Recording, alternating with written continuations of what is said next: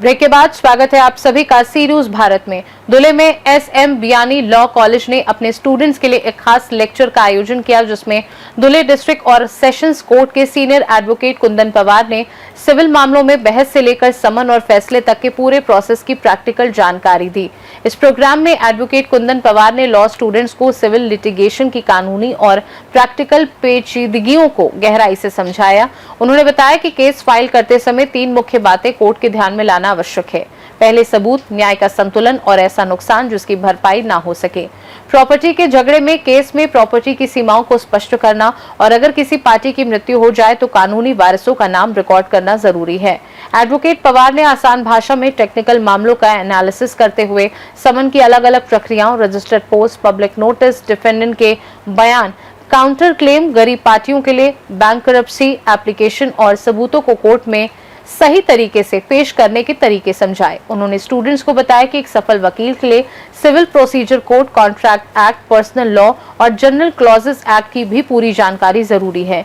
Students ने उनके व्यावहारिक और किताबी ज्ञान के साथ गहन गाइडेंस को सराहा। इस मौके पर कॉलेज के प्रोफेसर, स्टूडेंट्स और विमेंस एजुकेशन सोसाइटी के अध्यक्ष अलका बियानी, सेक्रेटरी शिल्पा ताई महास्कर, ट्रेजरर CAKU नाबरिया और लीगल एजुकेशन सेंटर की सेक्रेटरी एडवोकेट सारंगी गुजराती मौजूद थी। कार्यक्रम का प्रस्ताव प्रोफेसर डॉक्टर आशीष गंगुडे ने रखा। मॉडरेशन एडवोकेट प्रतीक पातुरकर ने किया और एडवोकेट हितेश पाटिल ने इसकी तारीफ की। त्याची आकारणी एवढी आहे, त्याची पेरणी या वर्षी एवढी होती, या वर्षी एवढी होती, अशी 4 उतारे दाखल केले आणि ते पब्लिक डॉक्युमेंट आहे, तर त्याला एक्झिबिट करा। हा सगळ्यात महत्वाचा एक्झिबिशनचा पार्ट आहे।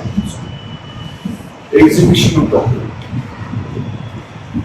तुम्ही सूट दाखल केला, रिटर्न स्टेटमेंट दिलं, एक्झिबिशनच त्या प्रॉपर्टीचं झालं नाही। चतुर्सीमा पण टेन्शन केलं, तुम्ही प्राइमा फेसी केस दाखल केली, तुम्ही बॅलन्स ऑफ कन्व्हिनियन्स सांगितलं, इरिटेबल लॉस सांगितला, पण तुमच्या डॉक्युमेंटला एक्झिबिशनच झालं नाही।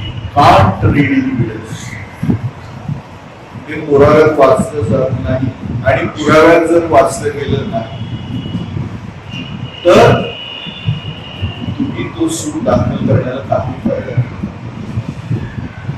आणि म्हणून तुम्ही न्यायनिवृत्तीचा एक फोटो पाहिला असेल तराजू घेतलेला, पण त्या तराजू घेतलेल्या न्यायनिवृत्तीच्या डोळ्यावर काय असतं? पट्टी असते।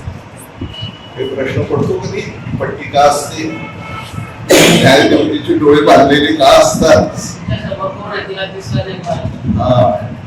समोर कोण आहे दिसलं नाही पाहिजे, फेअर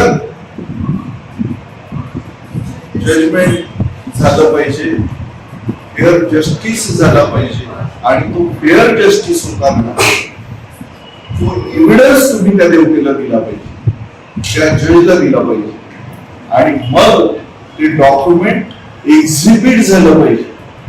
आता प्रॉपर्टी एक्सट्रॅक्ट या सुप्रीम कोर्टाच्या जजमेंटने पब्लिक डॉक्युमेंट झाले, पण ते पब्लिक डॉक्युमेंट जरी असले तरी you should mention all the terms in respect of the property extent or in respect of the money contract. You should mention all the details, that the time when you give the handover, which one is witness at the time of giving the money, taking the money. You specifically mention all these things. आणि मग ते exhibition जे असतं त्या डॉक्युमेंटचं ते exhibition जर झालं तर कोर्ट ते वाचतं, अदरवाइज नुसतं डॉक्युमेंट दाखल करून सिविल सूट मध्ये भागत नाही। धुले से सी न्यूज संवाददाता नीलेश परदेशी की रिपोर्ट। कॉलेज ने भविष्य में शनिवार की छुट्टियों में ऐसे और गहरे गाइडेंस सेशन आयोजित करने की इच्छा जताई ताकि स्टूडेंट्स को सिविल और कानूनी मामलों में प्रैक्टिकल जानकारी मिलती रहे। खास रिपोर्ट में फिलहाल के लिए इतना ही। बने रहिए सी न्यूज भारत के साथ, हर खबर आपके साथ, आपके हाथ।